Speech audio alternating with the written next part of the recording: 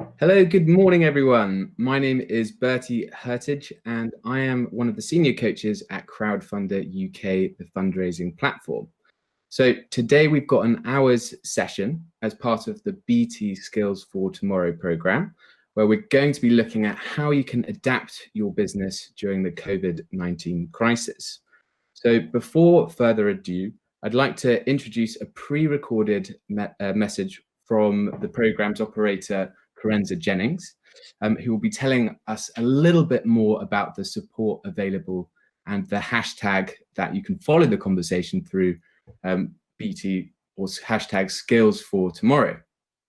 Just a bit of housekeeping.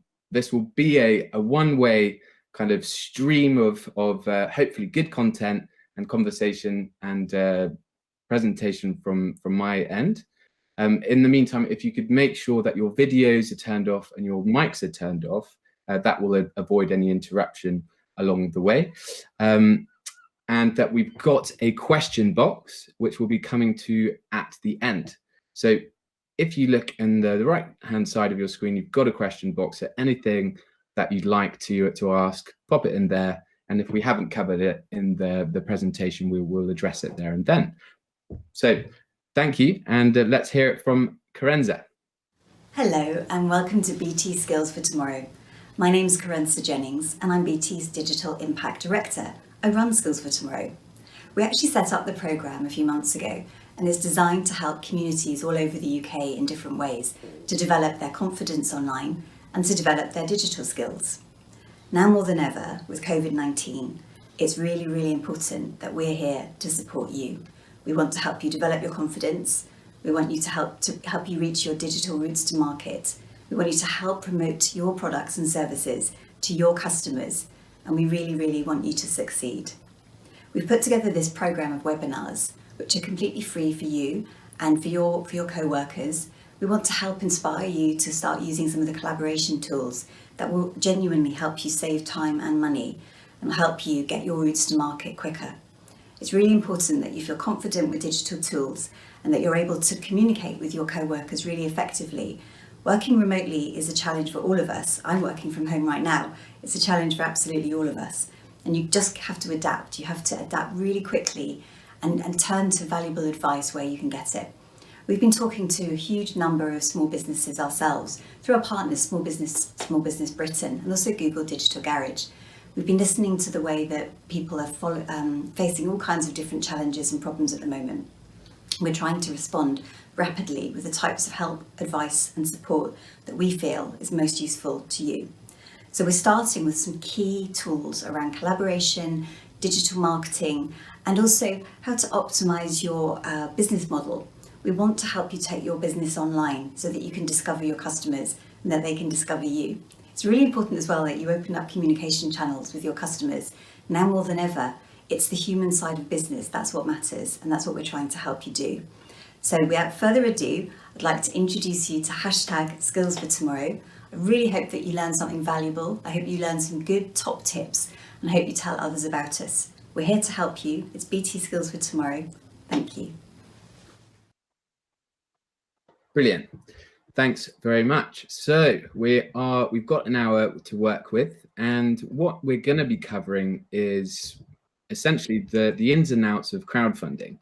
And as you might have known, this is an alternative form of finance, which maybe over the last few years has very much increased in popularity, stretching across different industries, be it with business, with arts projects, politics, the environment, you name it. So I am talking to you from Crowdfunder UK, and Crowdfunder is the #1 rewards-based crowdfunding company in the country. And hopefully through this session, we're going to be talking about what support is available to you, and should you wish to crowdfund for your business, how exactly you can go about doing so. So a little bit about Crowdfunder. So there's a few different players in this game that you might be familiar with, whether it's Kickstarter or Just Giving or GoFundMe. There are a few different people doing the fundraising thing. So Crowdfunder is a donation and rewards-based platform, which means that people can give to your project and expect nothing in return because they think you're doing something great or wonderful, which would be donating, or they can choose a particular reward that you've made available, which would be more in line with businesses. And Crowdfunder takes a special interest in people across the country and the world who are finding innovative and positive solutions to some of society's greatest problems. And I think you'd agree with me today that COVID-19 has certainly proved to be that.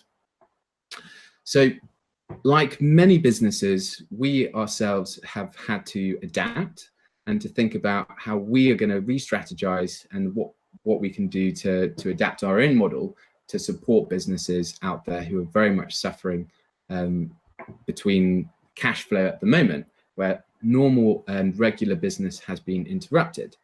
So we have launched the Pay It Forward scheme, which is what I'm here to talk about today, because conventional crowdfunding attracts a fee. So normally you'd expect to pay about 6 or 7% of the total that you raised as a fee, but we are covering it during lockdown and the COVID crisis. So you raise the money and you receive 100% of that. So we've launched this 3 weeks. It's been running within the month of the lockdown that we've experienced. 818 businesses have used this to go live and crowdfund. They've raised collectively over £2 million, and that's 70,000 people who have supported them to get there. We want as many people as possible to take advantage of this opportunity, and there's about 200 added every single day, and it's my job as a coach at Crowdfunder to help people go live and to raise as much money as they can for their business. And there is a science behind crowdfunding. So while we all know that it's an alternative method of finance, got a short start and end date, it usually runs for 4 weeks, and you set yourself a target in which to raise that, and you have that timeline in which to raise that money. So that's the bare bones of it, but we'll tell you exactly how to put a good campaign and the different stages that you can go through to make sure that you're prepared as much as possible. So a little bit about Pay It Forward and how it works. So as we said, it's 100% free, and we'll share the links to all the pages. But if you wish to view this advice at the moment, you go to www.crowdfunder.co.uk/payitforward. And essentially, small businesses like yourselves who are worried about their future due to the COVID-19 crisis can set it up a Pay It Forward campaign with us, which will enable you to raise money from your crowd to help with cash flow and other expenses. So what we'll be talking about is rewards-based crowdfunding, which is very much the linchpin that ties this whole program of support together. So what is rewards-based crowdfunding? This is offering your customers a range of products and services at different price points that can be delivered or redeemed after the COVID-19 lockdown. So an example of that might be if you're running a small coffee shop, an independent business on the high street, and people you expect, your regulars, to come and buy their coffee on the way to work or during the day. They can pledge £50 now, which essentially gives them a voucher for £50 worth of coffee, which they can claim after the lockdown. So hopefully that will give you a kind of a basic starting point, and we'll go into this in a bit more detail. So I think a very good example to look at is when you're crowdfunding, to see, it's always best to see what other people are doing in this space, so you can get a sense of what might apply to you and what you can replicate or what you can remove if you don't like it. Crowdfunding is open to all types of businesses. So one of the best ways to find these examples is to view the website and to explore projects and search by your own terms to find some relevant examples for you. So this is Save Craving Coffee in Tottenham. It's a lovely little boutique coffee shop, which has been around for, I suppose, 10 years, but like so many other businesses during this time, its bread and butter is the passing traffic. So it's not able to achieve any source of income at the moment because it's closed. So they have set it up a Pay It Forward campaign to raise £25,000, which will cover their expensive and staffing costs over this intermittent period of difficulty. So far, they've got 375 people who have supported them and are kind of well on their way to 75% of their target. So we're going to look a little bit about what they're offering in terms of these rewards that we've been talking about.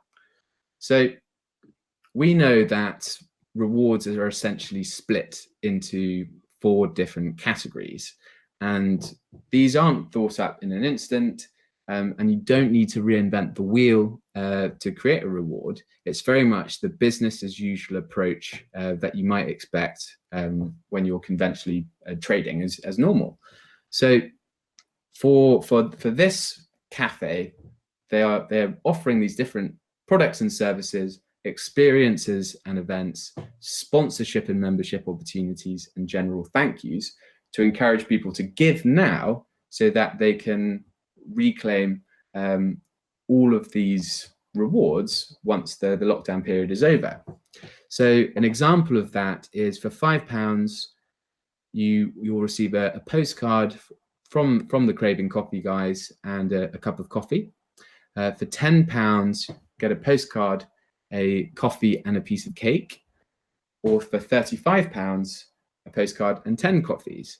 So this is a really nice example of how they're leveraging the advocacy and support of their brand and their business. Because if you can imagine, £5 or 10 or £35 is a good deal to get coffee. And certainly if you're going to spend that anyway, then you may as well pay it now to recoup it later. And the postcard is a nice touch because that will be then at home and they will be part of that business's story. So it's very much personalizing that experience.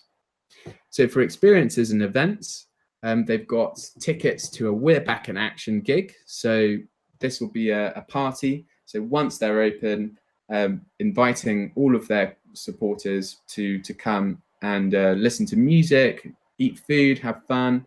So it's great piece of ongoing content that they can record at the time and push out to their audience in beyond this period.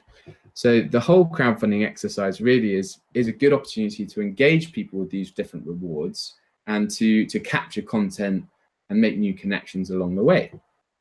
Similarly, for £25, you can do a home coffee brewing masterclass. For £100, you've got a boozy brunch for 4 people. And then sponsorship and membership. If, for example, a business or an individual has a large amount to spend, they can spend £1,000, which will entitle them to 20% off for the year. But they're also doing a kind of sentimental-led pledge where they are providing a service for key workers, where they've got a coffee cart, and for £75, that will provide free coffee for 20 people who work for the NHS, let's say. And a general thank you, this is pricing a reward at a nominal amount to encourage people to pay that and to pass on your support. It could be a digital link or let's say a recipe card, something that's free to give away.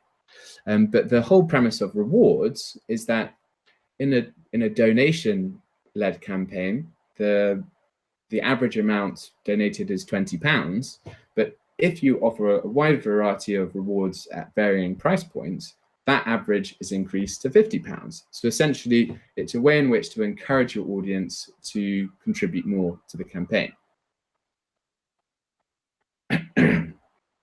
So one of my kind of roles at Crowdfunder is, I suppose, to talk about crowdfunding, but to help people through that process. And there's still quite a lot of, I suppose, mythology associated with crowdfunding or misconceptions about crowdfunding. So it's very much sometimes the opinion you come across that people believe it's all about you put your project up on the website and people are there waiting with their wallets out to fund you, and it magically gets funded. And while that would be a wonderful thing if it were true, it does take more work, and quite rightly so. So if you want to set up a crowdfunding campaign for your business under the Pay It Forward scheme, go to crowdfunder.co.uk, you click Start Crowdfunding for businesses, which is, as I say, 0 fees, and you set up your page. And that is telling them who you are, what it is you're trying to do, why it's important, and how exactly this is going to happen. And this page is your pitching sheet, and it will tell your story, and that's what your visitors to the page will land on. And once you've added all of these basic details, you can add the types of rewards which you can pre-sell or deliver during the crisis, add your payment details, and go live. And what we're going to cover now is really how to plan before you go live and what to do during the running of your campaign. And the aim is that you'll have a link and a page with your project, and it will be that link that you're sharing to your friends, family, customers, community, partners, to ensure that you're driving as many visitors as possible towards the page. So with crowdfunding, there are 2 different types of funding method, which you'll choose one of these as you go on to create your project. So one of which is called all or nothing, which means you have to hit your target, otherwise you don't receive the money. Many people, I'm sure, are absolutely horrified of that idea, but there's no need to be. It's purely because there might be a specific amount of money you need for a project, which will otherwise you wouldn't be able to deliver your rewards, maybe, or it wouldn't go ahead. But it's generally, the advice is to start with the minimum target that you need and put in a really good plan to overfund. Because if you go for a really big target, then it might discourage people from pledging because they won't think you're going to make it. But the all or nothing target inspires urgency. So for example, if you've got just £1,000 left to raise and you've got 3 days left, people tend to be more generous, and it encourages you to capitalize on those final few days in your messaging. However, you can use the other form of fundraising with us, which is flexible funding, where you set yourself your target, and even if you don't hit it, you keep everything you raise. So the fees are 0. Hope I haven't labored that point too much. But what's important to you is that once your project closes successfully, it means that the funds will be paid out directly to your nominated bank account within those 7 working days. It's important to bear that in mind in terms of your timeline and when you need the cash for. So why would I recommend crowdfunding? And I think this is just to all of you out there who are running small businesses. And for me, crowdfunding is certainly very much a positive exercise, which really encourages you to think about how you position your business, how you tell the story, and how you engage with people. And there is so much more on offer than just the money you raise, because if you can get people to donate or pick a reward and pledge on your campaign, that is the validation you need to suggest that people are very interested to keep this service or business alive. So if you're like that coffee shop and you can get 300 or 400 people to support you, then that suggests that there's a demand for what you're doing in the area, and that there's to test the water, and that there's people are truly interested in supporting you. But crowdfunding is naturally a short and sharp marketing exercise, because traditionally you've got between 1 and 4 weeks to raise the money, and naturally during that period you're going to be shouting about the project as loudest and proudest as you have done ever before. And the natural crowdfunding is very much a social exercise, so it encourages you to push forward a lot of those conversations which otherwise, outside of this context, might have taken much longer to have. but you're knocking figuratively on so many doors, and some of those will open up to wonderful opportunities or relationships for the future. So hopefully, yes, you've raised the money, but you've also built new bridges, new customers, and raised awareness about what you're doing to new audiences. And we find those people who are supporting your project, they don't give their money away for the sake of it. There's a lot of pride in supporting a crowdfunding project, and they become part of your legacy. And therefore, those supporters, they're naturally advocates for what you do, and they can form a whole chain of customers in the future. And at the end of your crowdfunding campaign, you download the data, which will be all registered in line with GDPR policy. And then it will tell you exactly who can be incorporated into your mailing and contacted into the future. And extra funding. So we at Crowdfunder, part of our business model is to work with lots of different councils and corporates around the UK who've got specific pots of finance available for either businesses or communities. So I'll show you a little later in the presentation, but as you progress through setting up your project and you say exactly where it is and what you're doing, it'll start suggesting what relevant funds might be suitable for you. So what support and coaching is available to you? So there are lots of people going live at the moment. So we have a variety of different things on offer. You can receive one-to-one coaching from someone like myself, and that can be over email or a phone call. We've put together an accelerator group, which we'll share with you.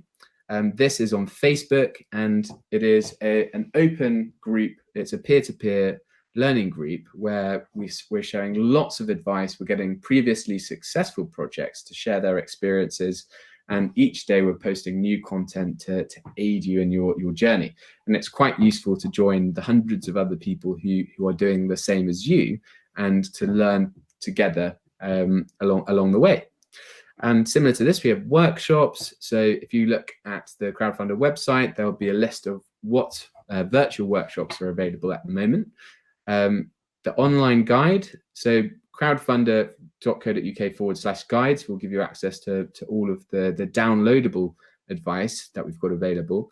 On the Pay It Forward campaign page, we'll send you the direct link, but there's a Pay It Forward guide, very short, probably 10 pages long, and it will essentially give you a really good sense of what a crowdfunding campaign involves and how to prepare for it and what to expect. We've got a live customer support team, support@crowdfunder.co.uk. So that's got a wonderful team there, which will there to answer any kind of questions, technical or otherwise you might have. The whole system is set up to follow your journey through adding your project, and you will receive customized emails from us at each stage of your journey with different hints and tips along the way. And you as a project owner have access, once you're live, to a dashboard which will give you the project analytics. That will show you how many visitors are landing on your page, how many of those are going on to make a pledge, which sources are proving the most popular to land on your page, and how well it's performing. So you can really track through to see what's working and what isn't, and how you might replicate the things that have shown a lot of numbers driven towards your page. So the 3 steps to success cover planning, creating, and running your project. These are which we're going to dip into. So planning your project, I appreciate that at this time it is slightly unconventional for you because you don't have as much time to prepare. Traditionally, in normal crowdfunding terms, you'd be planning for a month. So you've got kind of dotted all the I's and crossed all the T's. But in this instance, that's very much expedited that process. So we've got people who are launching the next day or within a week.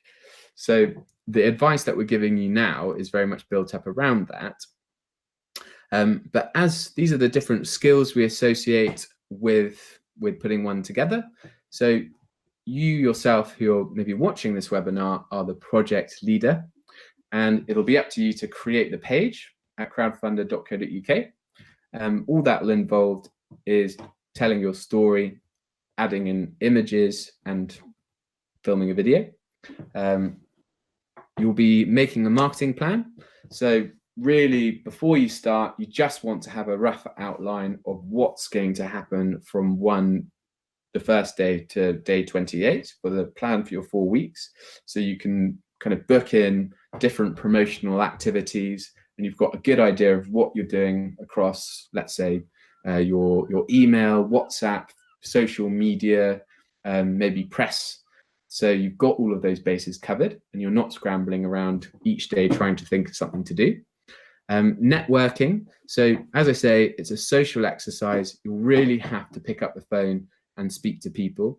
It's a very, very personal and direct form of finance. So you get so much more out of it the more kind of personal your approach is. So it will involve creating a big network map, which will include the different groups that you're going to promote to. And it'll be up to you to devise exactly how you're going to reach each of them and request that they support your project and promoting the project. So all of those things. So making regular use of the channels that are available to you during the time in which you're crowdfunding. So who might want to support your project? This is a really key exercise really to understand before you crowdfund exactly who are going to be the interested parties in what you're doing. So what I tend to do is I just split my project down into the key spheres of interest. And I'd suggest if you're a small business, this will be based on your locality, that its theme and your type of products. So I'll use an example. If you're I've got a colleague who has a jewelry brand, and this is termed jewelry for wild women and adventure seekers. So she's based in Newquay. So she would think, who's interested in my project? So it's Newquay. The type of customer I expect are wild women and adventure seekers. So what groups exist around that area? Let's say surfing, rock climbing, trail running, biking, wild swimming, all of these different outdoor pursuits, because it's very much an outdoor brand. And understanding exactly where all of these different communities live, online, that is. And maybe finally it would be the jewelry itself. So what different groups or interest is in the area for jewelry and that type of product. So the network map is a really kind of staple crowdfunding exercise that you do to get a sense of who is going to pledge on your campaign. And it can be a creative exercise, getting a big sheet of paper and listing out all of the different individuals, groups, partners that might share an interest in either promoting or supporting your campaign financially. And that's the best way to start, is to have a really good idea of who you're going to reach out to during your campaign, so you don't have to think about it on the spot. I suggest if you have a team or there are any other people working with you in the business, then get them around the table or online, as it were, to run through who your contacts are and who are their contacts. And with crowdfunding, in terms of promotion, we always start with the core of our audience, those who are closest to us, and work our way outside from there. Because there's a lot of psychology in crowdfunding, which is possibly the exciting and most interesting part, but it's up to you to get those kind of first initial pledges on the page to convince other people to get involved. Because a project with zero support is not going to inspire the confidence of those who are maybe less familiar with you. So let's say you're working with a teammate, or if you have a group of staff, your first port of call would be to write down a list of 20 friends and family each, who, whether they're giving £1 or £100, it doesn't matter. It's just to get that community of support on the page. If you've got, find 5 people, friends or staff, who can help you with that. 5 people doing 20 people each is your first 100 pledges. First 100 pledges, if they're on average, let's say £50, then that's your first £5,000. So it's a really good way to logically think about the structure of your campaign and what the number of supporters mean for how much you intend to raise. But as a business, you'll have your existing supporters. Maybe there's a newsletter, a local press, or individual blogs, groups in your community, Facebook groups, initial partners that can all form part of your promotion. And crowdfunding is all about contacting them and securing that promotion and those favors and that assistance ahead of time. And Facebook, I think we're all appreciating the significance of our online communities, maybe more than ever. And I've always found that it's very kind of straightforward exercise seeing where people group themselves. And as human beings, we're all social animals, and naturally we all like or follow the groups that we respect or associate with. So like the jewelry brand, you can use Facebook to identify existing groups. So searching by, let's say, Newquay surf girls, that would come up with the different types of group associated with that in the Newquay area. You might do Cornwall surf girls, because they are who you think your target market are. Then you would get in contact with the admin of that page and talk to them about promoting it on their group and joining the group, becoming active in the group. And similarly, thinking about Google and using the news filter to find out which journalists are maybe talking about your subject matter and who therefore might be interested to do a story during your campaign. So why would you support a project? So I suppose getting into the psyche of what makes someone pledge. And I think a good example is to use is the Jam Jar Independent Cinema in Northumberland, who are doing a really interesting Pay It Forward campaign at the moment. So crowdfunding, the reason why people pledge falls into kind of 2 different camps, really. So either they believe in your idea, they think it's going to do some good in the world, so they're happy to donate for nothing in return, or they want a particular reward that's available, be it a book, a gin bottle, a ticket, a coffee. So there's lots and lots of kind of different angles, and the crowdfunding sweet spot is in the middle of those 2 spheres.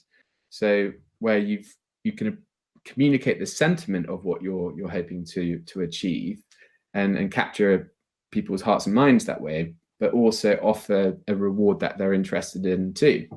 So what Jam Jar Cinema have done, they're obviously struggling a huge deal because it's one of the businesses that cannot operate because of the gathering aspect of what they do.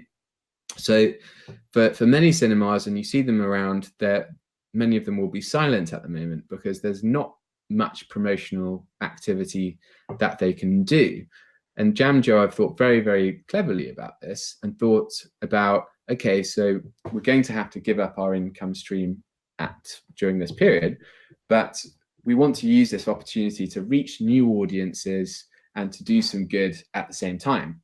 So they're offering vouchers that we, or someone in the Northumberland area, can pledge on, which gives free or discounted tickets to key workers.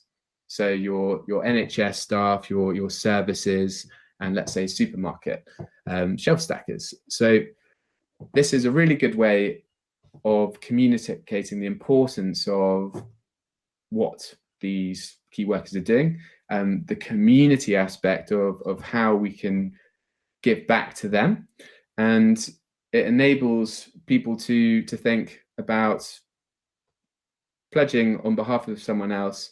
And for them, that's great, because that means they're guaranteed some income during this time, and then bums on seats when the lockdown is over. And that means new people, and there might be some kind of lifetime value attached to that, because if they can reach a new audience of people, then they might decide to go more regularly after that. I'd suggest that they have missed a trick in that they haven't made tickets available for people who would like to go themselves. So it's with crowdfunding, you've got to have your basic product on there. And this one is very much a kind of they believe in your idea campaign rather than rewards campaign. But for your businesses out there, I'd suggest that you wouldn't run a crowdfunding campaign to raise money for your film, or let's say your book or your drinks brand, without making the products available. So they could have made tickets available that people could pledge on now, which means that they could go to watch a film at a later date once all of this blows over. But hopefully that gives you an indication of how to think about your story, to really attach or deliver the right sentiment of what you're hoping to achieve in the context of people getting something back for supporting you during this time. So creating your project. This is really straightforward. We've set it up so you've got advice all along the way. So it's crowdfunder.co.uk, choose the business option, and you'll just be taken through we call it the add project flow, where you will start entering information about who you are, your location of the business, what it is you do, adding your rewards, setting a target, and your bank details, etc. So this can remain in draft for as long as you like. There's no rush to get it completed, but you could, if you wanted, push it out live in a day. Part of this journey is to identify what pots of extra funding might be available to you. So if you start adding the details as mentioned earlier about where you are, then it will tell you exactly what pots are available to you in that section. You simply click through, you do your application, and these tend to be in the form of match funds. So it's usually 50% of your target up to a certain amount. So for example, in the Solent, Hampshire, they've got a fund to support businesses. So small businesses can receive up to £5,000. And it means that if you have a target of £10,000, the way it works is you do your application when you're putting your project together. Once you've reached 25% of your target, they review your application. If it's successful, they'll pledge the money on there, which would put the £5,000 on there, and then it's up to you to raise the rest. But it's a really good way to see what kind of support is out there for you, and to give you a boost during your own crowdfunding campaign. So what makes a good project page? So of course it is subjective, but there are some kind of key tips that I'd suggest you use. So the main detail that you need to cover is who you are, what you're trying to achieve, why it's so important, unique, or fantastic, and how exactly it's going to happen. So you've got the opportunity to add images and titles throughout your page.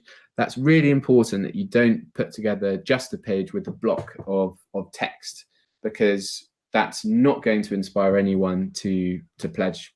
It's like any other financial transaction online. You need to know what you're getting.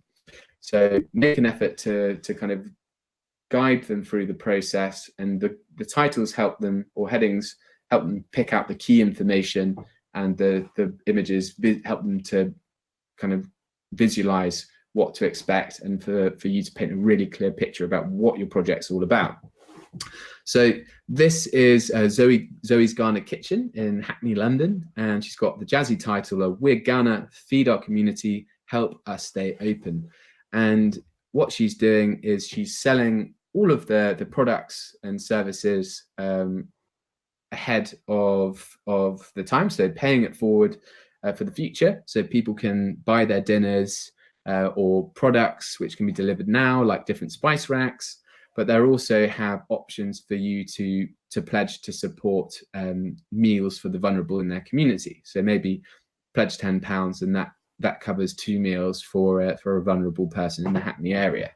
So we'll give you some links to look at for some good example projects, but it's a really good way to think about what your audience will respond to. And the best thing is to share it with friends and family first before you go live, to get a sense of if there are any gaps and it makes sense to them.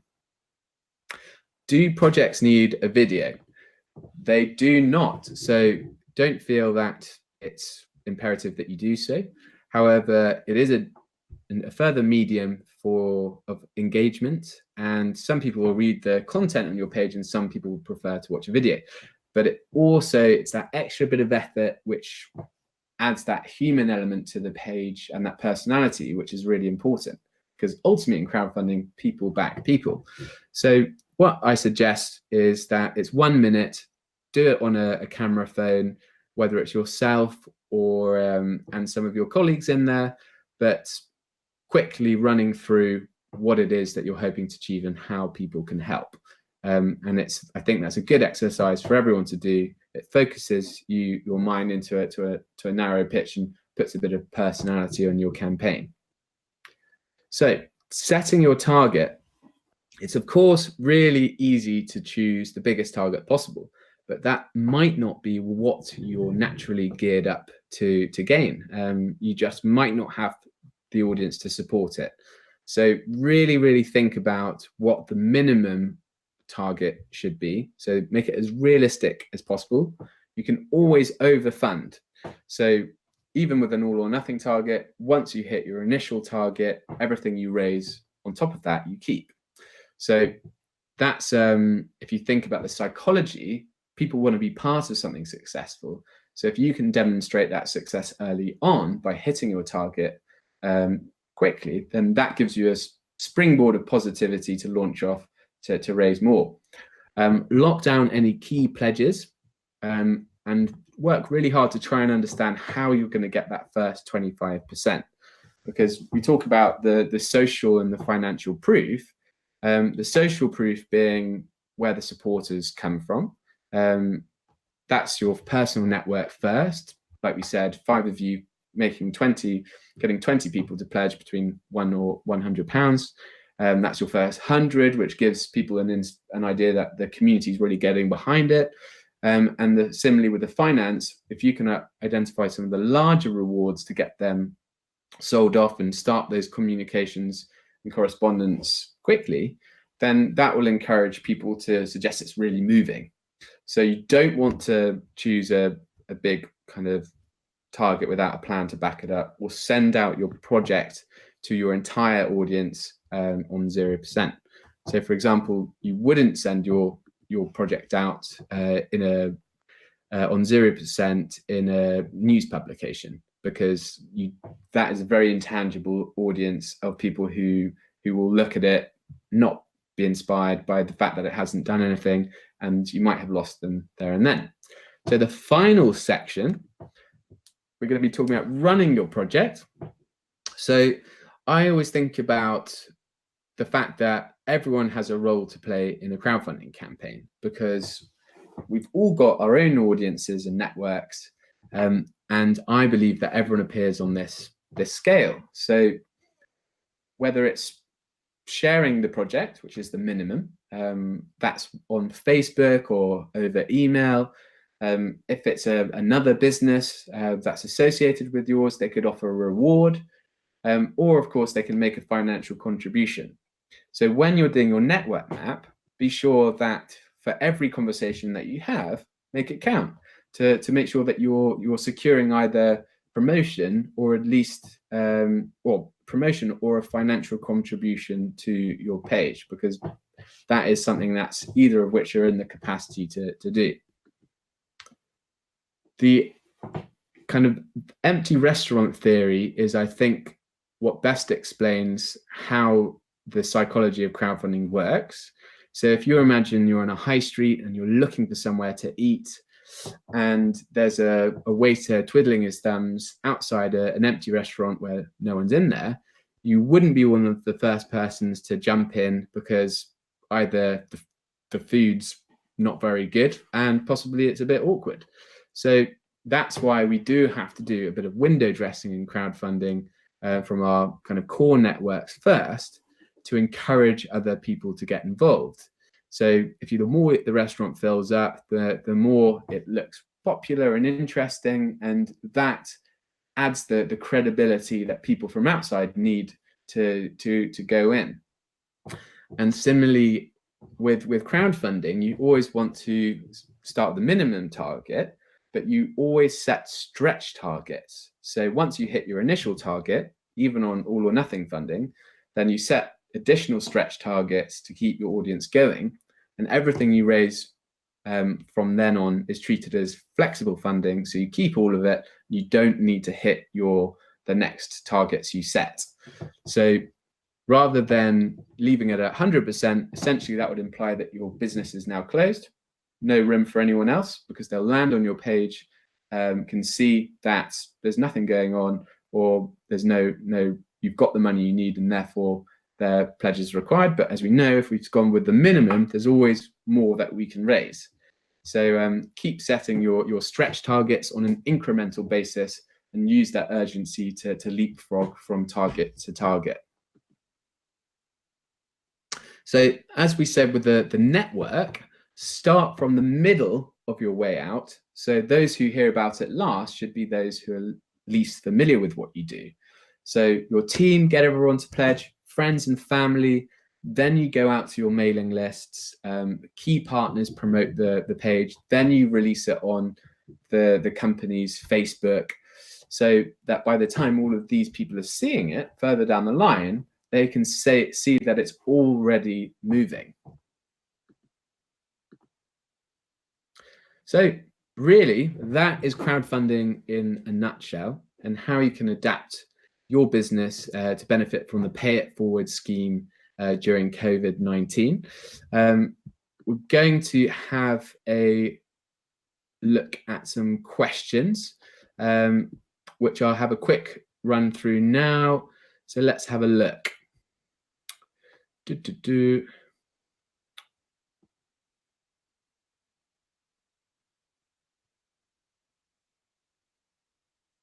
So just remember, while we have a look through these, to follow this hashtag skills for tomorrow.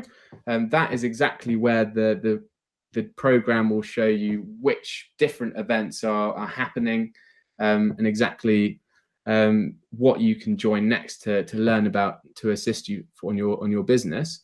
I can see one from Charlotte asking about one-to-one coaching. There isn't a fee. So the best thing to do is to contact support@crowdfunder.co.uk, and then you'll be directed to a coach.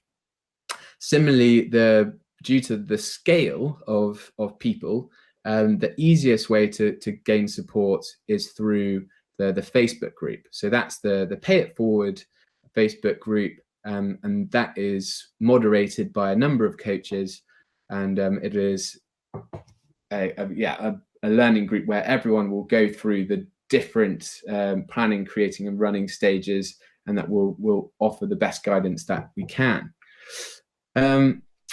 So we've got one question from Elizabeth, all very useful for driving through positive action. Do you find that during this period, COVID-19, that would be, that people are supporting through funding? Do people feel that they can afford to invest? What do your analytics show? So I think the key thing is that there's been a huge amount of support for COVID-related projects. So what we have noticed is that crowdfunding in a general capacity has certainly taken a back seat.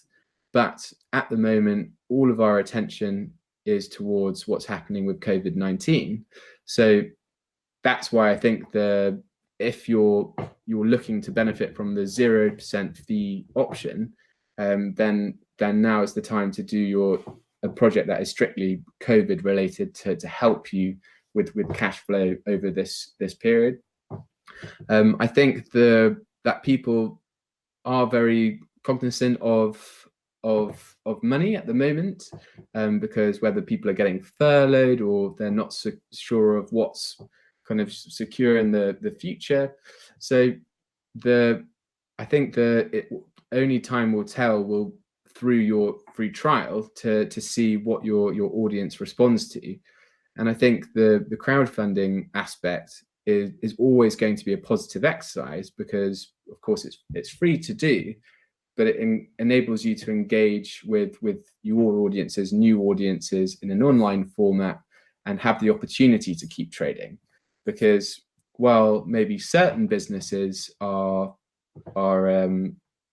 struggling with maybe types of purchases that people are not thinking about at the moment, but certainly the normal businesses as well, who have regular everyday products, there's still very much a need for those now.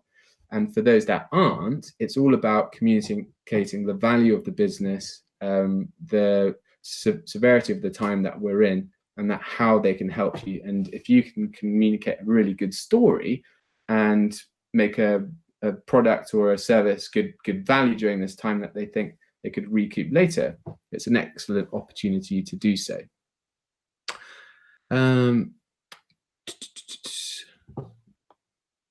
Let's have a look if there's any other questions.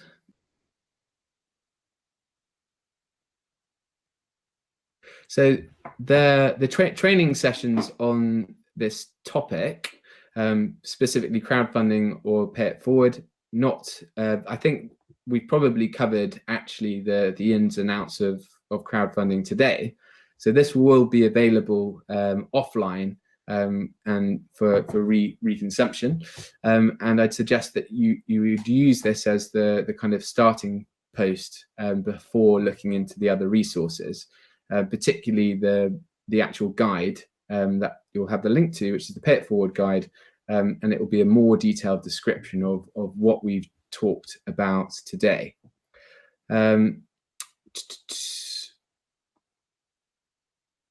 Okay, well, I think that's really, I just have the reminder to everyone, if you wouldn't mind just spending 2 minutes to fill out our feedback form, so we can keep improving the service of these webinars.